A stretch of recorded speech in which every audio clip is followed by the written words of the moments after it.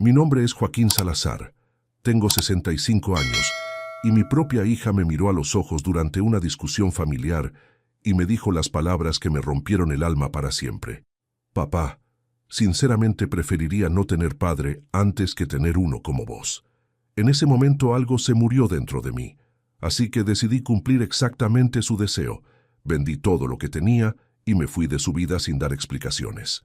Pero lo que mi hija Victoria nunca se imaginó es que cuando un padre desaparece completamente, las consecuencias van mucho más allá de lo que había calculado en su momento de enojo. Imagínate la escena. Es viernes por la noche.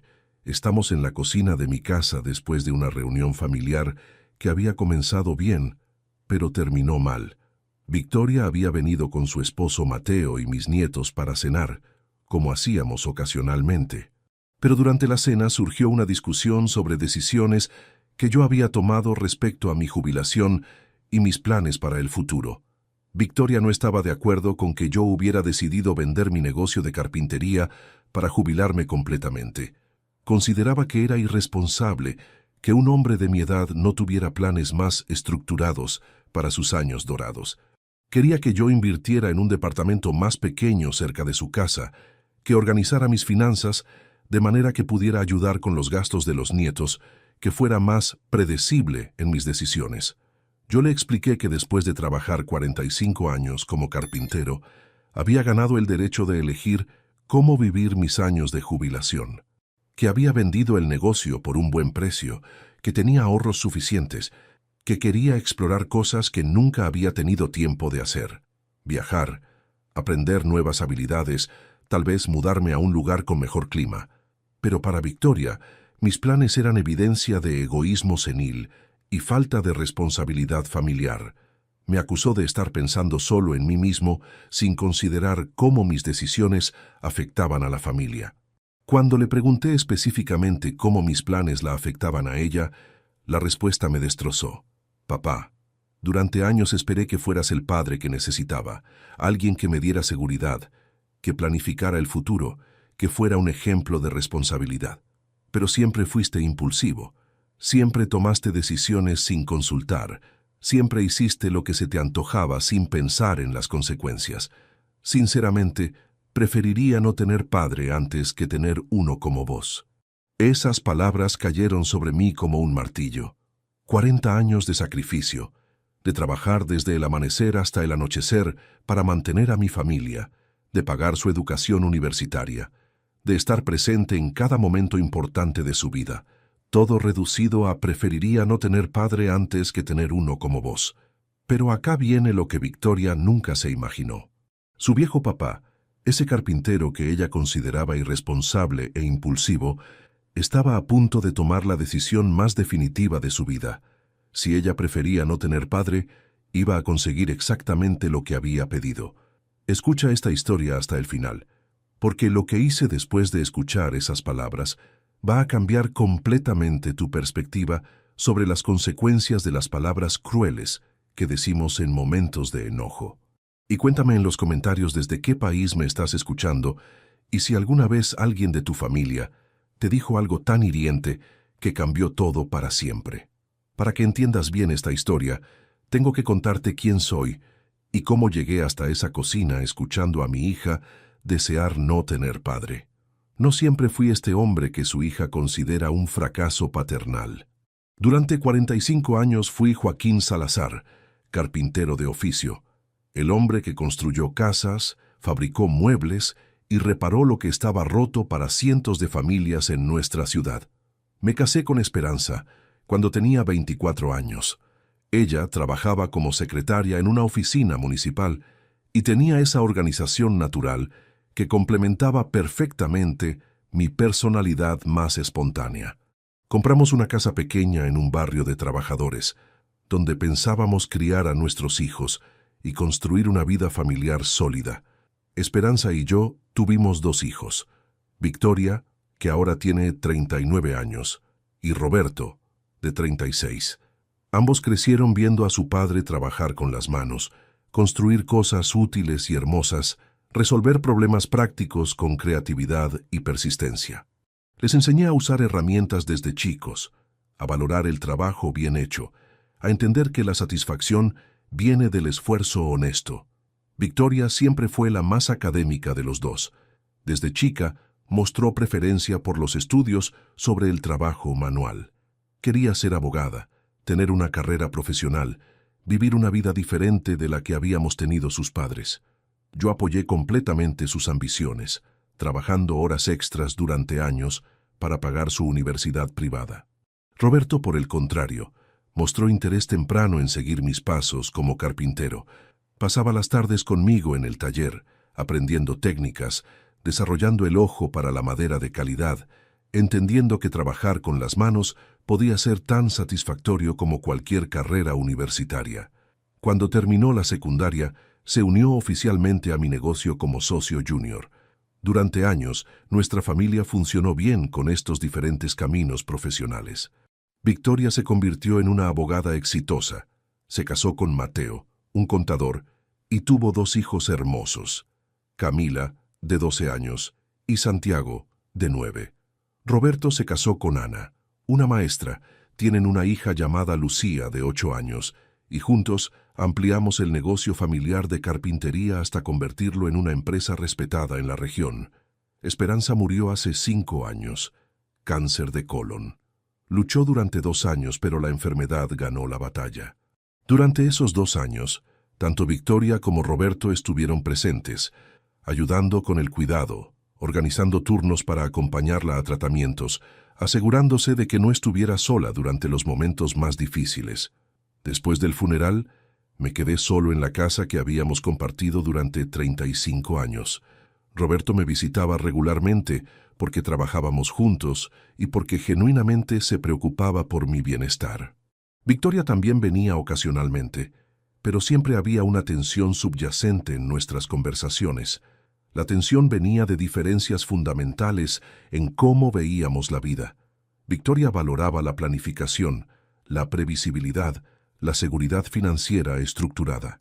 Yo había vivido siempre con un enfoque más flexible: trabajar duro, ahorrar cuando podía, tomar oportunidades cuando aparecían, confiar en que las cosas se resolverían con esfuerzo y creatividad. Durante mis años de viudez, estas diferencias se volvieron más pronunciadas. Victoria constantemente me daba consejos sobre cómo organizar mejor mi vida, qué inversiones hacer, qué seguros contratar, cómo planificar mi jubilación, dónde debería considerar mudarme para estar más seguro conforme envejeciera. Yo apreciaba su preocupación, pero también me molestaba que asumiera que yo no sabía cómo cuidarme.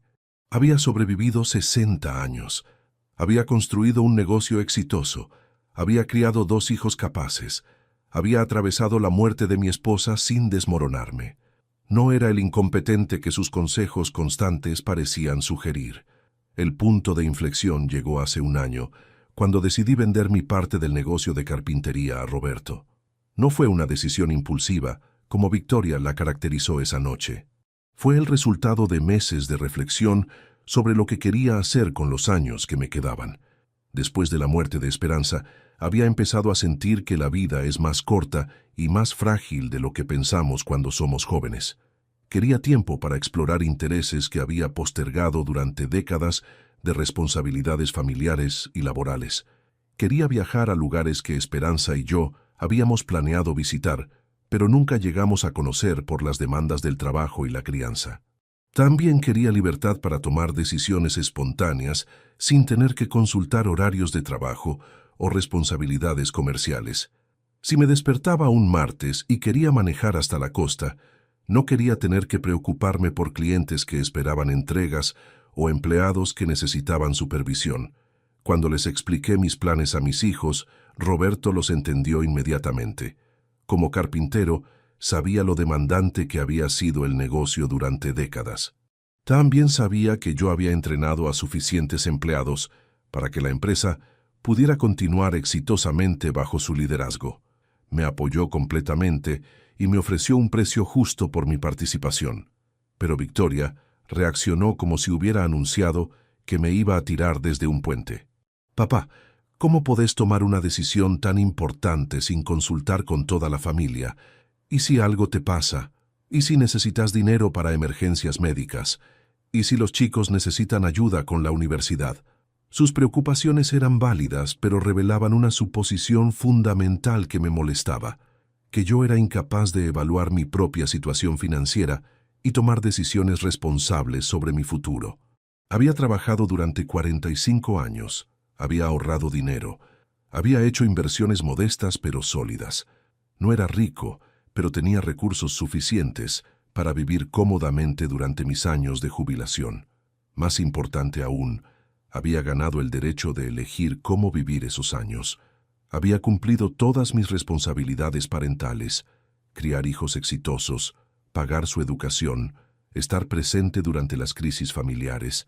Ahora quería tiempo para mí mismo, tiempo para explorar quién era Joaquín Salazar, más allá de papá de Victoria y Roberto, o esposo de Esperanza. Pero Victoria interpretó mi deseo de independencia como irresponsabilidad senil. Durante meses después de la venta del negocio, me bombardeó con consejos no solicitados, críticas sobre mis decisiones y sugerencias sobre cómo debería reorganizar mi vida para hacerla más predecible y segura. Cada conversación se convertía en una lección sobre planificación financiera. Cada decisión que tomaba era cuestionada. Cada plan que mencionaba era analizado para identificar posibles problemas. Gradualmente, dejé de compartir mis ideas y planes con ella porque sabía que cualquier cosa que dijera sería objeto de crítica y consejos no deseados. La tensión llegó a su punto máximo esa noche de viernes cuando Victoria vino a cenar con su familia. La conversación había empezado inocentemente.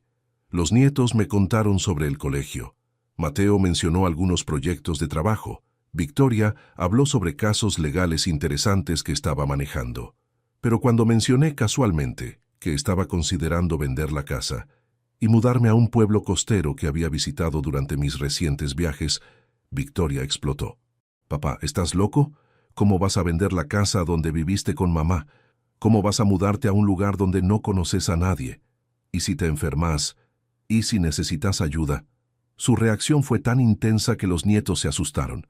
Mateo trató de calmar la situación, sugiriendo que era una conversación que podíamos tener otro día con más calma, pero Victoria no podía dejarlo pasar. Para ella, mi consideración de mudanza era evidencia final de que yo había perdido el juicio.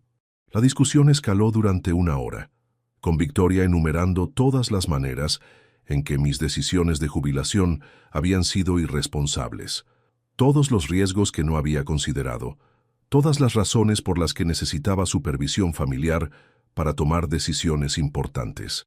Finalmente, cuando le pregunté directamente por qué mis decisiones sobre mi propia vida la afectaban tanto, soltó las palabras que cambiaron todo. Sinceramente, preferiría no tener padre antes que tener uno como vos. El silencio que siguió fue absoluto. Mateo se puso pálido. Los nietos miraban confundidos. Roberto, que había llegado hacia el final de la visita, se quedó parado en la puerta sin saber qué decir. Pero yo sentí una claridad extraña, como si finalmente entendiera algo que había estado confuso durante meses. «Victoria», le dije con una calma que me sorprendió a mí mismo, «entiendo perfectamente lo que acabas de decir, y tenés razón. Tal vez sería mejor para vos no tener padre. Así no tendrías que preocuparte por mis decisiones irresponsables». Esa noche, después de que se fueron todos, me quedé despierto hasta el amanecer, tomando decisiones que cambiarían mi vida para siempre. Si Victoria prefería no tener padre, iba a conseguir exactamente lo que había pedido, pero no de la manera que había imaginado cuando dijo esas palabras en un momento de enojo. A la mañana siguiente, sábado, empecé a ejecutar un plan que había estado formándose en mi mente durante horas. Primero llamé a un agente inmobiliario para poner la casa en venta inmediatamente. Segundo, llamé al banco para cerrar cuentas locales y transferir todo a una cuenta que había abierto en otro país durante mis viajes recientes.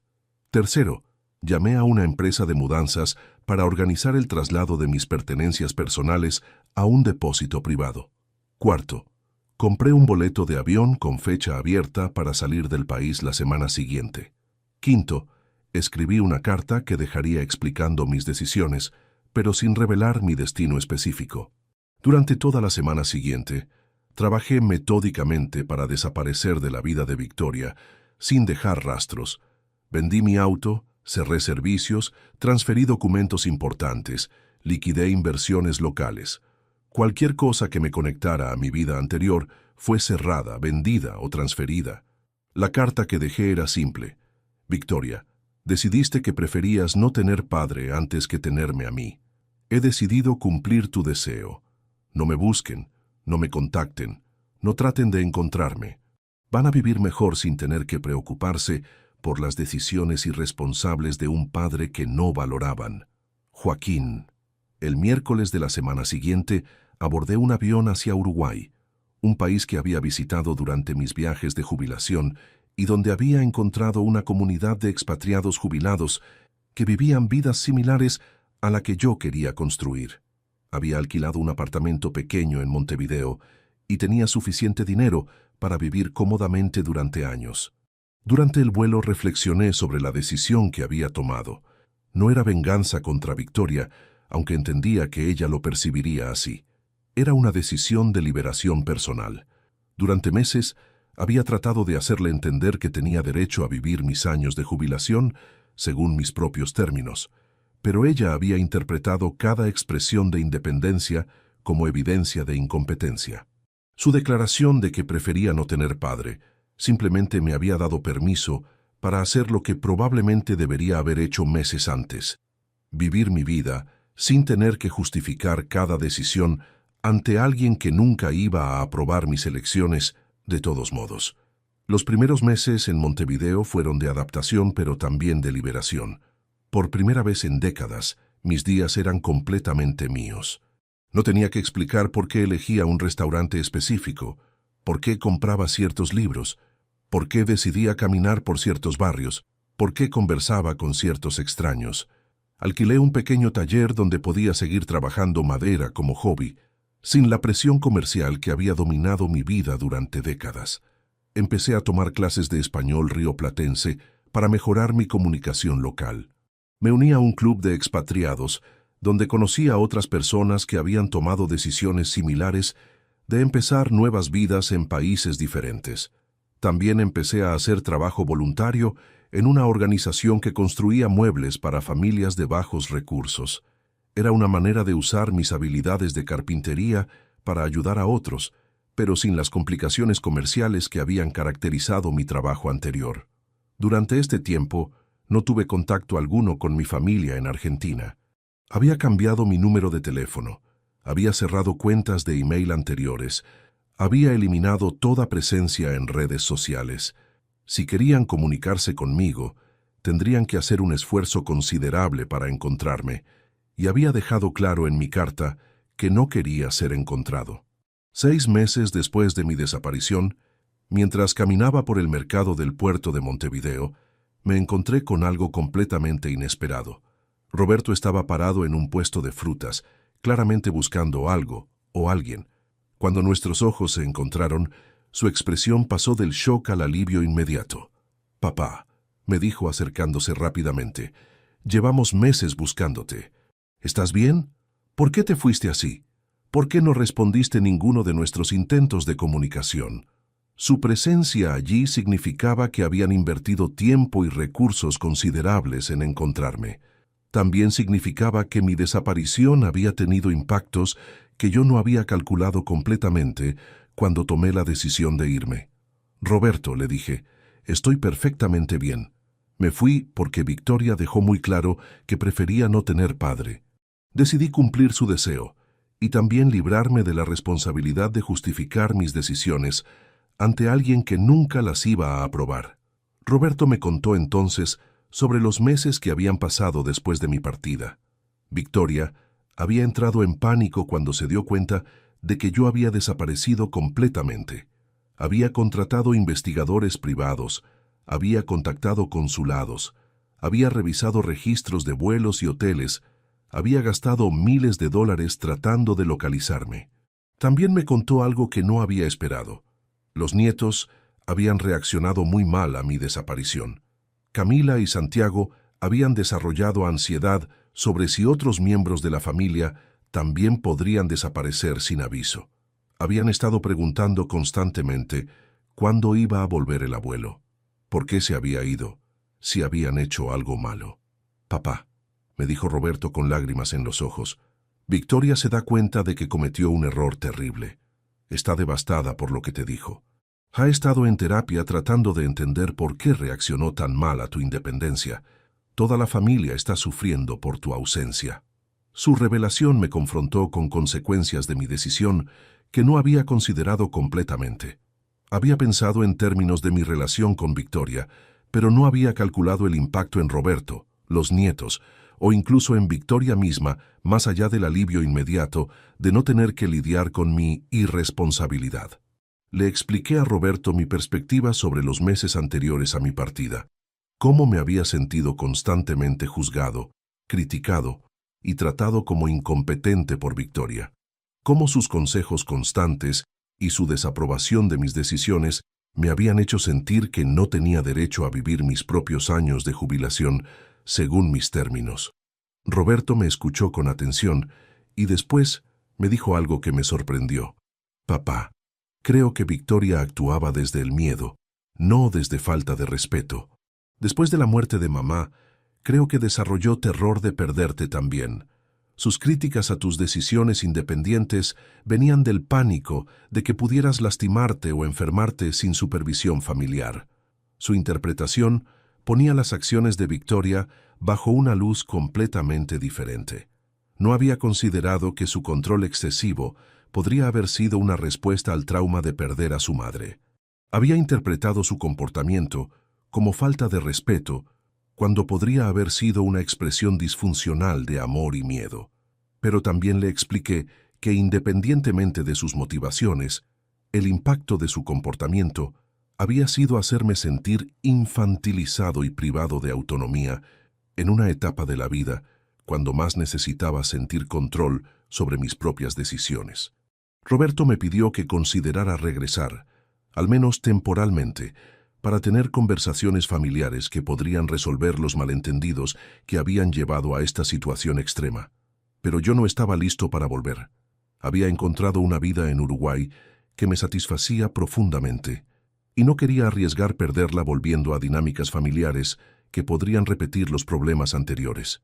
Sin embargo, acepté mantener comunicación regular con Roberto y gradualmente abrir canales de comunicación con otros miembros de la familia, incluyendo eventualmente Victoria, si ella podía demostrar que había desarrollado una comprensión diferente de mi derecho a autonomía personal.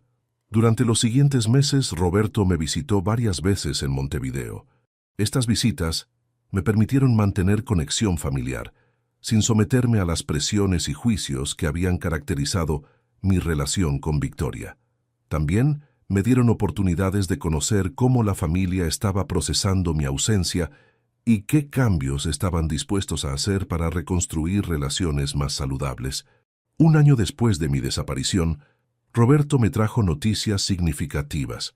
Victoria había hecho terapia intensiva para entender sus patrones de comportamiento controlador y había llegado a comprensiones importantes sobre cómo el miedo a la pérdida la había llevado a ser excesivamente crítica conmigo. También había empezado a hacer cambios concretos en cómo manejaba relaciones familiares, dándole más autonomía a Mateo en decisiones domésticas y tratando de ser menos directiva con los nietos. Según Roberto, había expresado arrepentimiento genuino por sus palabras y comportamiento hacia mí. Pero más importante que su arrepentimiento era evidencia de cambio real en sus actitudes. Roberto me mostró conversaciones donde Victoria había defendido mi derecho a tomar decisiones independientes, cuando otros familiares cuestionaban por qué me había ido sin explicaciones. Después de mucha reflexión, decidí escribirle una carta a Victoria, explicando mi perspectiva sobre los eventos que habían llevado a mi partida. No era una carta de reconciliación, sino de clarificación. Quería que entendiera que mi decisión de irme no había sido impulsiva, sino el resultado de meses de sentirme irrespetado y controlado. La carta explicaba cómo su constante crítica de mis decisiones me había hecho sentir infantilizado, cómo su negativa a aceptar mi autonomía como adulto jubilado había erosionado mi autoestima y cómo su declaración de que prefería no tener padre había sido simplemente la culminación de un patrón de comportamiento que había estado desarrollándose durante meses.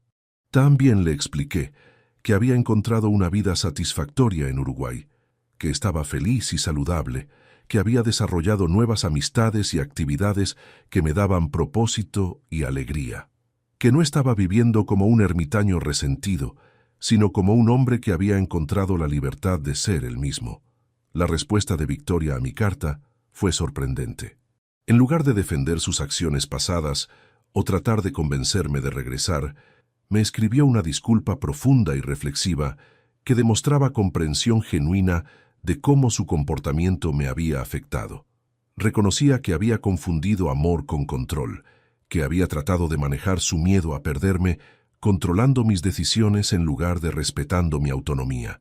Admitía que su declaración sobre preferir no tener padre había sido cruel e injustificable, pronunciada en un momento de frustración, pero revelando actitudes subyacentes que necesitaba cambiar. Más importante aún, no me pidió que regresara. En cambio, me dijo que respetaba mi decisión de construir una nueva vida en Uruguay y que esperaba que pudiéramos reconstruir una relación basada en respeto mutuo sin importar la distancia geográfica. Esa carta marcó el comienzo de una nueva fase en nuestra relación. Empezamos a intercambiar mensajes regulares donde podíamos conversar sin que ella tratara de influir en mis decisiones o sin que yo me sintiera a la defensiva sobre mis elecciones de vida. También empecé a tener comunicación directa con los nietos a través de videollamadas. Camila y Santiago habían crecido considerablemente durante mi año de ausencia y habían desarrollado curiosidad sobre mi nueva vida en otro país. Les gustaba escuchar sobre las diferencias culturales, sobre mi trabajo voluntario, sobre los amigos que había hecho en Montevideo. 2 años después de mi partida, Victoria me pidió si podía visitarme en Uruguay, no para convencerme de regresar, sino para conocer la vida que había construido y para tener conversaciones cara a cara sobre nuestra relación familiar en un ambiente neutral. Acepté su visita con cautela, pero con esperanza. Cuando llegó a Montevideo, pude ver inmediatamente que había cambiado. Era menos tensa, menos controladora, más dispuesta a escuchar sin juzgar. Durante su semana de visita, le mostré mi apartamento, mi taller, mis actividades voluntarias, mis amigos expatriados. También tuvimos conversaciones largas y honestas sobre los años anteriores a mi partida.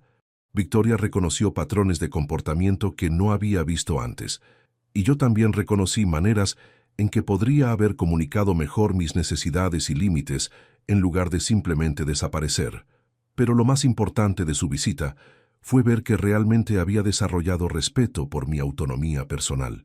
No hizo sugerencias sobre cómo podría mejorar mi vida.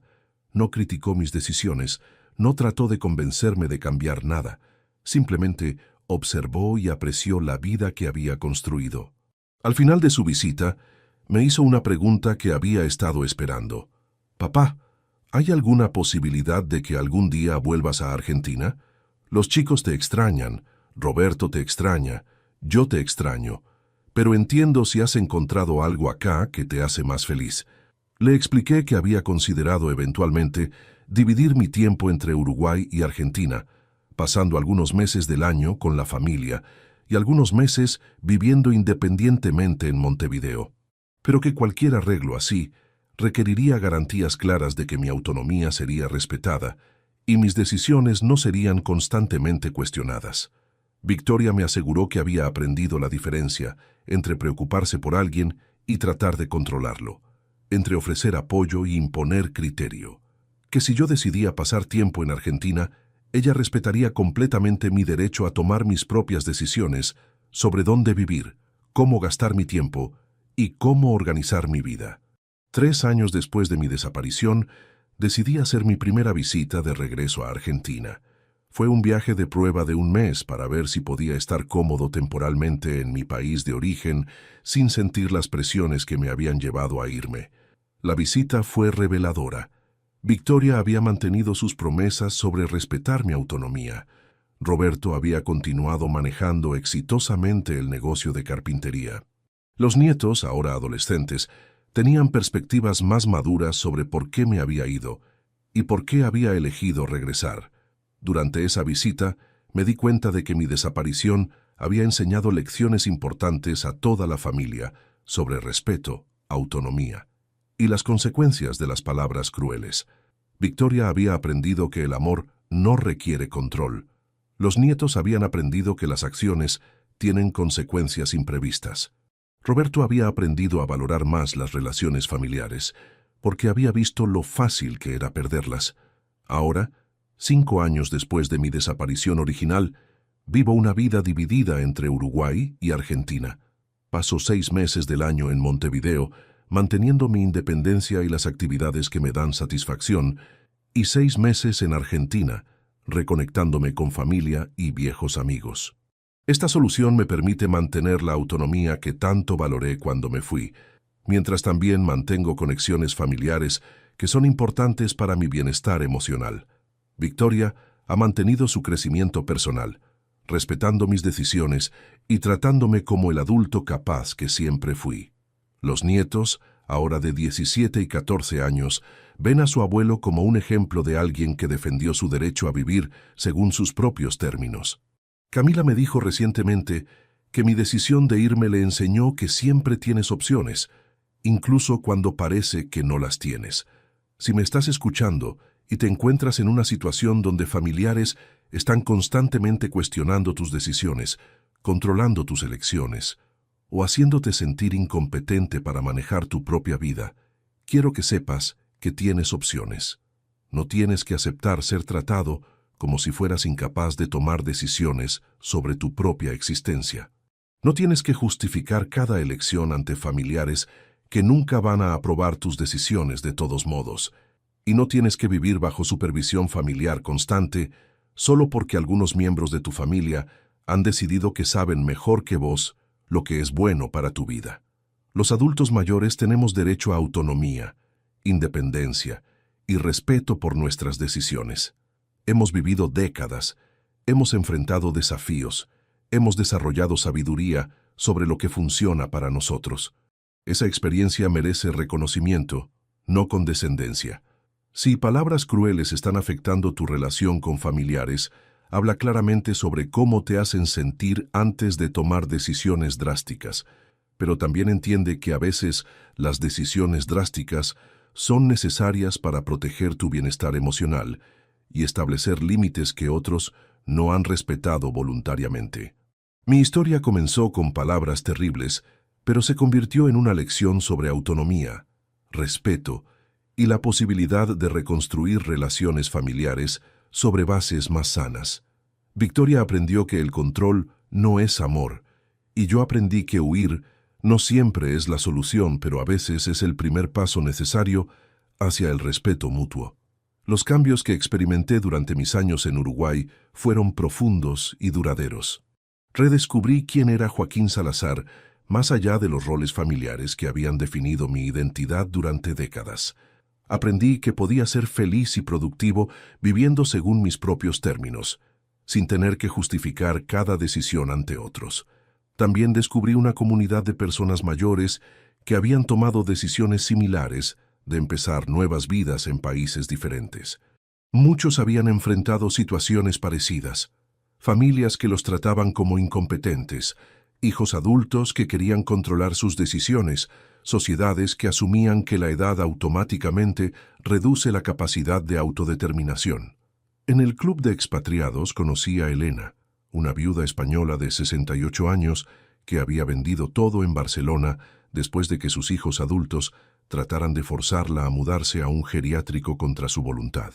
Como yo, había encontrado en Uruguay la libertad de vivir independientemente y la dignidad de tomar sus propias decisiones. También conocí a Franz, un ingeniero alemán jubilado de 70 años que había dejado Múnich después de años de conflictos con su hijo sobre cómo manejar su herencia. Sus historias me ayudaron a entender que mi situación no era única, que muchas personas mayores enfrentan presiones similares de familias que confunden amor con control. Estas amistades enriquecieron mi vida de maneras que no había experimentado en Argentina. Por primera vez en décadas, mis conversaciones no giraban alrededor de responsabilidades familiares o problemas domésticos. Podía hablar de libros, de viajes, de filosofía, de arte, de cualquier tema que me interesara, sin preocuparme por cómo mis opiniones afectarían dinámicas familiares complicadas. Mi trabajo voluntario construyendo muebles para familias necesitadas también me dio un sentido de propósito que había perdido después de vender mi negocio. Podía usar mis habilidades de carpintería para ayudar a otros, pero sin las presiones comerciales y familiares que habían complicado mi trabajo anterior. Un proyecto particularmente significativo fue construir camas para un refugio de mujeres que habían escapado de relaciones abusivas. Trabajar con estas mujeres me ayudó a entender mejor mi propia experiencia de haber escapado de una relación familiar que se había vuelto tóxica, aunque en circunstancias muy diferentes. Durante mi cuarto año en Uruguay, decidí documentar mi experiencia escribiendo un blog para otros adultos mayores que podrían estar enfrentando situaciones similares. El blog se llamó Nunca es demasiado tarde para empezar de nuevo, y compartía tanto mis experiencias prácticas de mudarse a otro país como las lecciones emocionales sobre reclamar autonomía personal. El blog atrajo lectores de toda América Latina y España, muchos de ellos personas mayores que se sentían atrapadas en situaciones familiares controladoras. Algunos me escribían pidiendo consejos sobre cómo establecer límites con hijos adultos dominantes. Otros compartían sus propias historias de escape y renovación personal.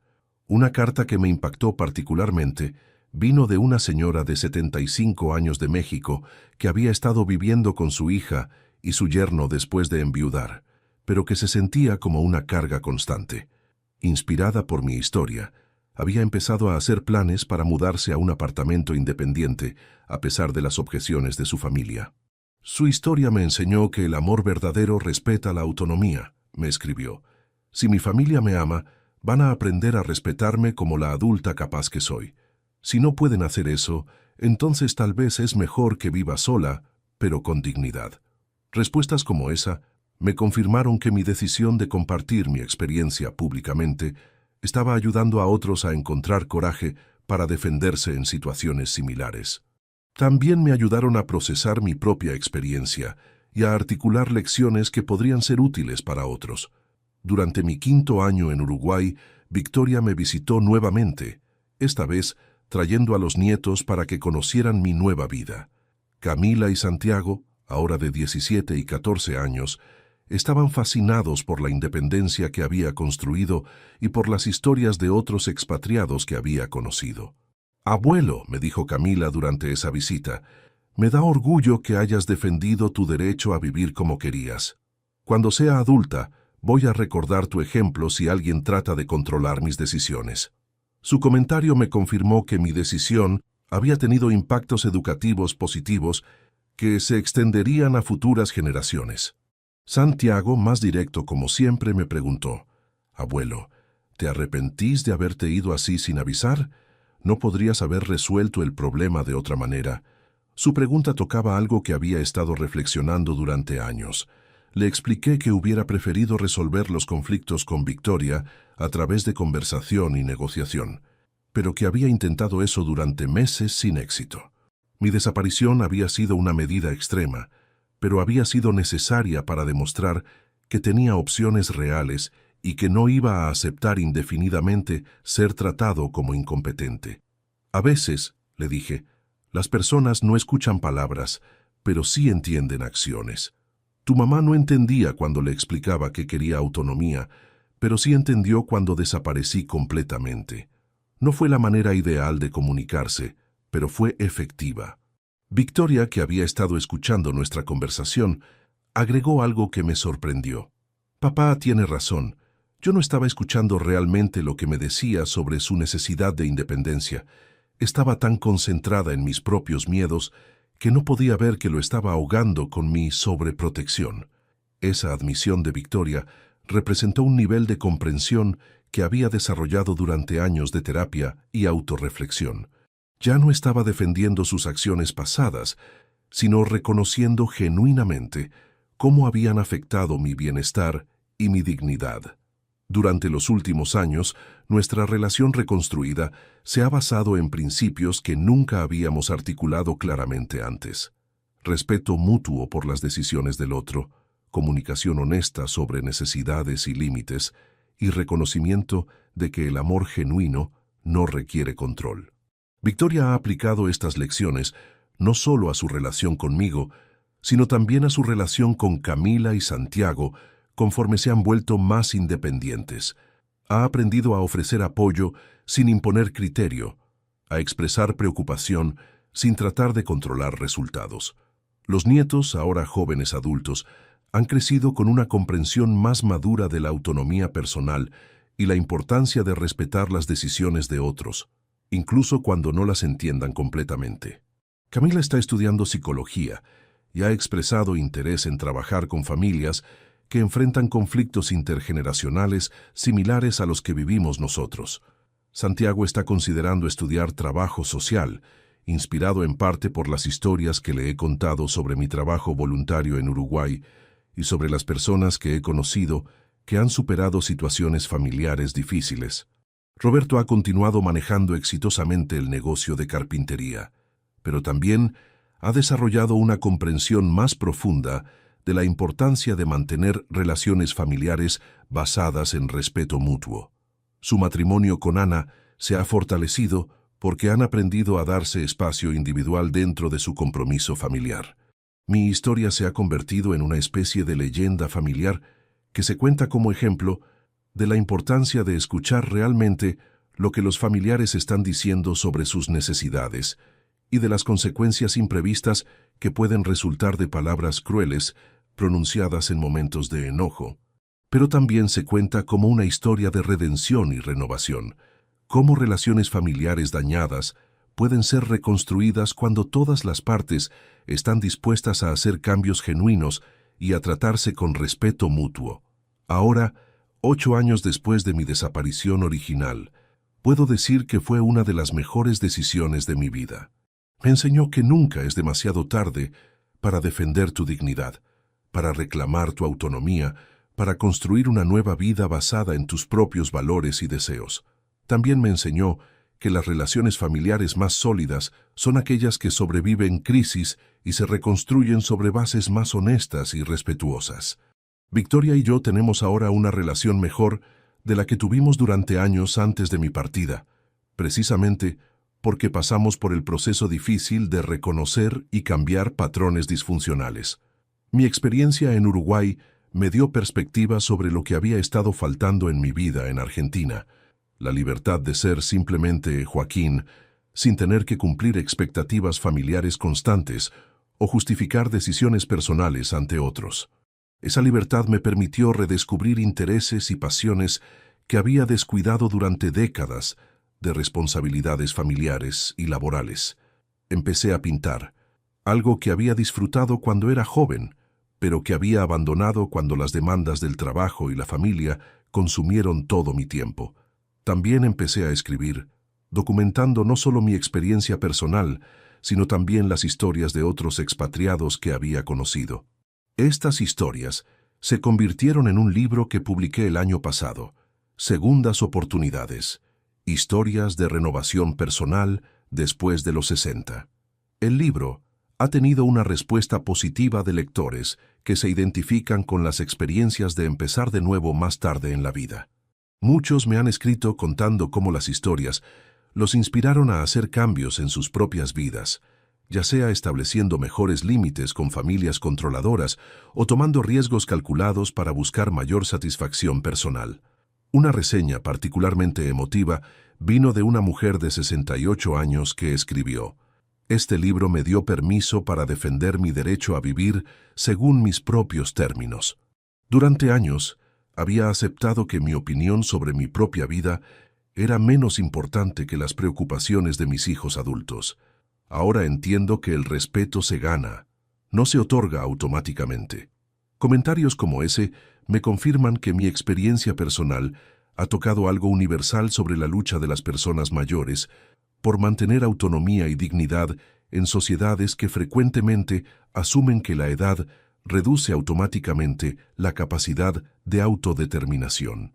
Si me estás escuchando y te encuentras en una situación donde familiares están constantemente cuestionando tu competencia, controlando tus decisiones o haciéndote sentir como si tus propias opiniones sobre tu vida no importaran, quiero que sepas que tienes más opciones de las que tal vez realizas.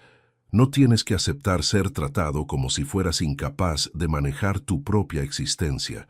No tienes que vivir bajo supervisión familiar constante solo porque algunos parientes han decidido que saben mejor que vos lo que es bueno para tu bienestar. Los adultos mayores tenemos derecho a cometer nuestros propios errores, a tomar nuestras propias decisiones, a vivir según nuestros propios valores, incluso si otros no entienden o aprueban nuestras elecciones. La experiencia y la edad deberían otorgar más autonomía, no menos. Si estás enfrentando palabras crueles o comportamientos controladores de familiares, habla claramente sobre cómo te hacen sentir. Establece límites específicos sobre lo que estás dispuesto a tolerar. Busca apoyo de amigos, profesionales o grupos de apoyo que puedan ayudarte a mantener perspectiva. Y recuerda que, en último caso, siempre tienes la opción de alejarte de situaciones o relaciones que son genuinamente dañinas para tu bienestar emocional. No es abandono de responsabilidades familiares, es cuidado propio necesario.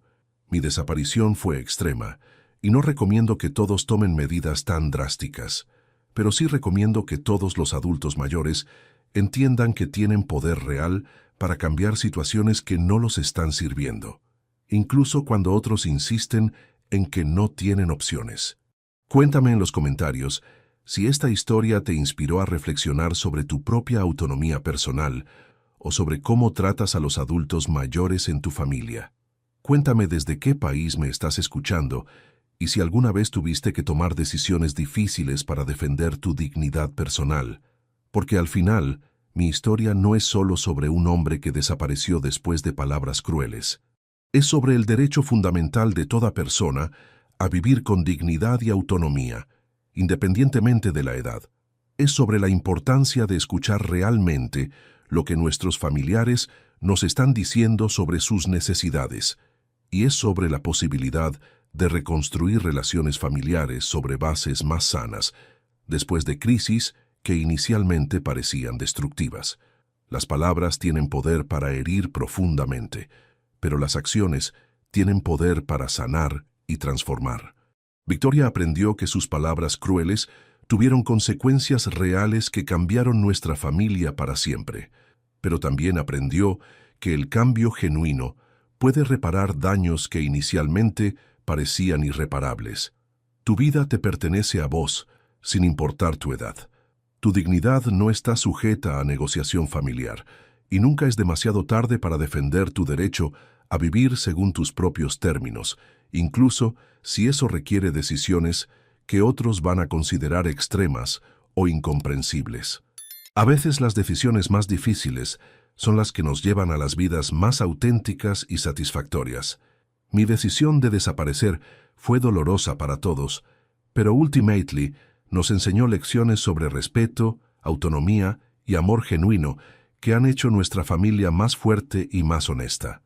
Si estás considerando cambios importantes en tu vida para reclamar tu autonomía, evalúa cuidadosamente tus opciones, busca apoyo apropiado y recuerda que tienes derecho a priorizar tu propio bienestar emocional y dignidad personal.